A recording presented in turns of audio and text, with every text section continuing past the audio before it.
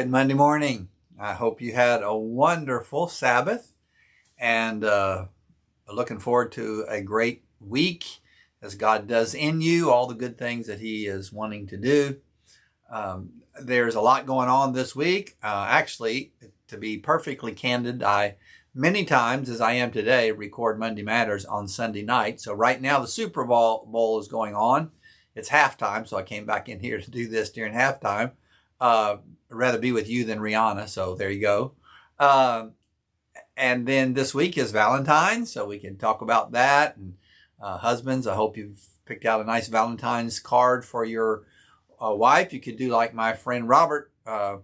He just got one card years ago, and then he writes a nice Post-it note and puts inside it every year. He takes the Post-it note out, throws it away, puts a new one in each year so he doesn't have to buy a new Valentine's Day card every year. But I don't often say this, but I felt led. I think that's the right way to say it. I felt led to talk about this today. This is Monday Matters, where I take just a minute to talk about something that, as I always say, I hope makes your life happier, healthier, and perhaps a little bit holier. And what I wanted to talk about today is the great exchange. So let me tell you a story to start it out. Doris is the great exchanger. This has happened numerous times. There's some stories I tell that it's a stretch. This is not a stretch. So for Valentine's, for example, Doris and I will go to the store, to a store, and we'll walk through and look at sweaters, scarves, all those things, and she'll pick out the thing that she wants for Valentine's. She picks out the perfect gift for Valentine's. Not too big, not too small, just the right thing. Every year, picks out the perfect thing. She leaves, I buy it, I wrap it up, give it to her like it's a surprise. She opens it up like she's wonderfully surprised. She just makes over it. Oh, this is incredible. And then sometime the next week, she'll take it back to the store and exchange it. She picked it out, but she's still the one that exchanged it. I have no idea what that's about or how that works. I just know she's the great exchanger. Well, she's not the only great exchanger. God is a great exchanger. And that's what I want to talk to you about for just a few moments today, about God being the great exchanger. Here's the passage of Scripture. It's found in Isaiah chapter 61, verse 3.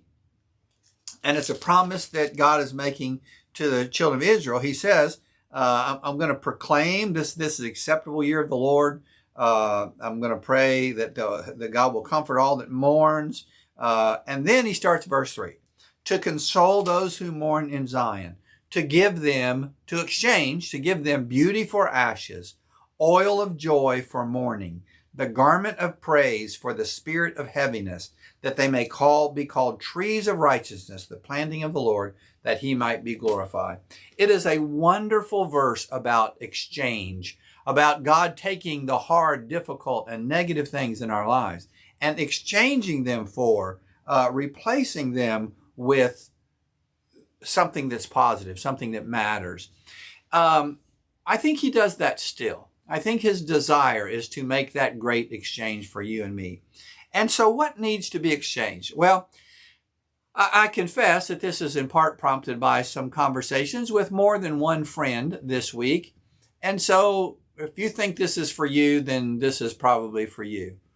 There are three things, three weights, I think, that the enemy tries to put on us in general that will eat away at and ultimately destroy the abundant life that God tells us he has for us. The three things are this. The enemy tries to burden us down with fear. He tries to burden us down with doubt, and he tries to burden us down with frustration. I think those are kind of the three general overarching things that the enemy uses against us to make us fearful, to live in anxiety and angst and worry and just fearful for whatever the worst thing that could possibly happen, to be fearful.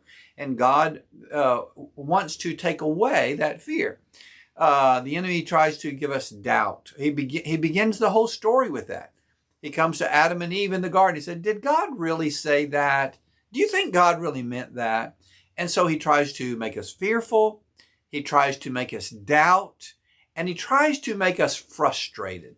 He tries to take away any abundant life that we have by making the job frustrating, by making our family frustrating, he tries to frustrate us, to keep us on edge and irritated and perhaps even bitter. I think those are the three negative things. Everything else is kind of a byproduct of that, but those three basic things, fear, doubt, and frustration, are the things that the enemy brings against us. And God's desire, I'm sure, is to exchange those, is to be the great exchanger. In the place of fear, God offers peace. Peace I leave with you. He says in John 14, let not your heart be troubled. Don't be afraid. And then he ends that chapter by saying, peace I give you, peace I leave with you. The exchange for fear is peace. It's not the absence of a difficult thing. It's not the absence of a frightening situation, but it's peace in the middle of it. That doctor's report is still scary, but I have peace in it. I don't live in fear of that. I can exchange the fear for peace. He wants to exchange doubt for hope. Did God really say that? Can God really be trusted? My hope is built on nothing less than Jesus' blood and righteousness. The replacement of doubt is hope. And then Paul says, and hope does not disappoint us. So the enemy comes in with doubt. This is not going to work out. God's not going to come through. And God wants to replace that with hope. I know whom I have believed and am persuaded that he is able to keep that which I've committed unto him against that day. And finally, frustration, God wants to replace with joy. There are things that still just can irritate the daylights out of me. There are things that I wish they worked out different. I kind of feel like I'm beating my head against the wall about these things. But God can give you joy in the middle of that. It's going to be all right. It's going to be okay. My grandson, Caleb, just left here. Caleb is 3. Caleb has a bad cough. In fact, so bad that he had to go to the doctor today and get a breathing treatment. And he came in. We were back in my room reading books, and he was coughing. I said, Caleb, I am so sorry that you're coughing so much. He said, that's all right, Poppy. See, I'm happy anyway. Oh, wow. What? It's frustrating to have this cough, but I've got joy anyway. God's great desire is to be the exchanger, to exchange fear to exchange peace for fear, to exchange hope for doubt, and to exchange joy for frustration. So how do we do that? What's our part in that? 3 things very quickly, and then we'll be done. Rihanna's probably done, and we can get back to the Super Bowl. These 3 things. Number 1, we need to learn to lay down and pick up. Lay down and pick up.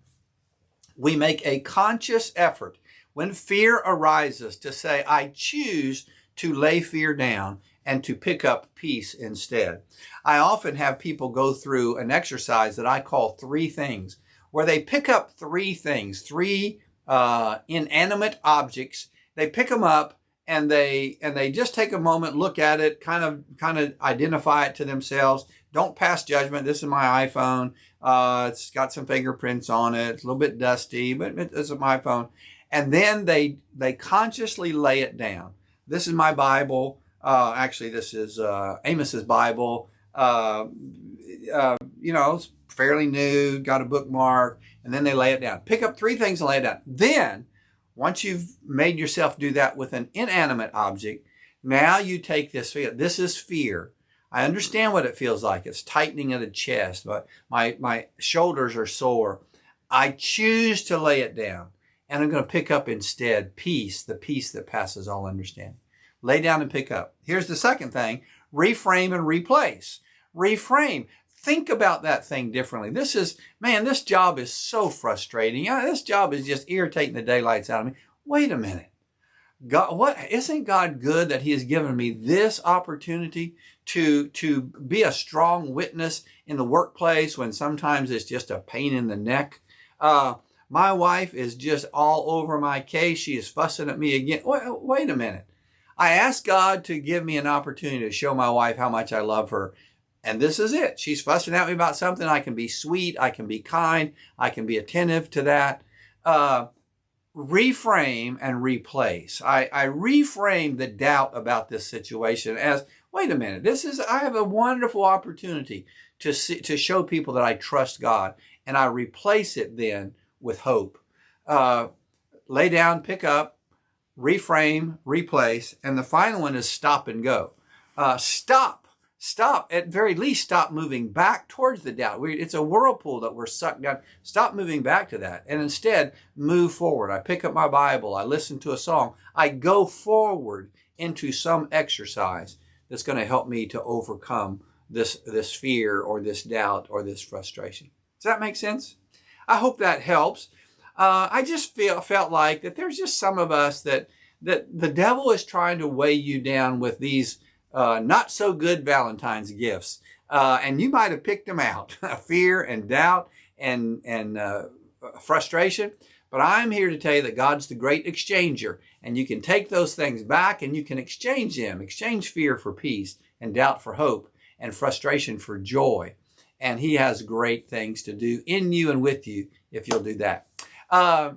2 announcements. Marriage retreat in a couple of weeks. It's sold out. I'm excited. It's fun.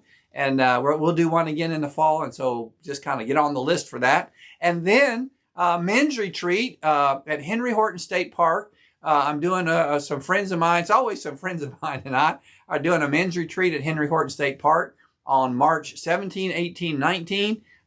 Men, sign up for that. Wives, make your husbands go to that. It's going to be great. It's going to be fun. It's a great place. We have a few more spots left.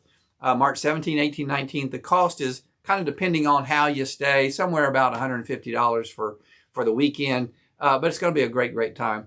Thank you so much for being a part of this. Thank you for listening to Monday Matters. I'll post something every day on Instagram and Facebook that kind of relates to this. I have a blog that I've been trying to write. Maybe I'll get it written tomorrow. God bless you. Thanks for being my friend. And make a good exchange today. Have a good night. Sorry, a good day.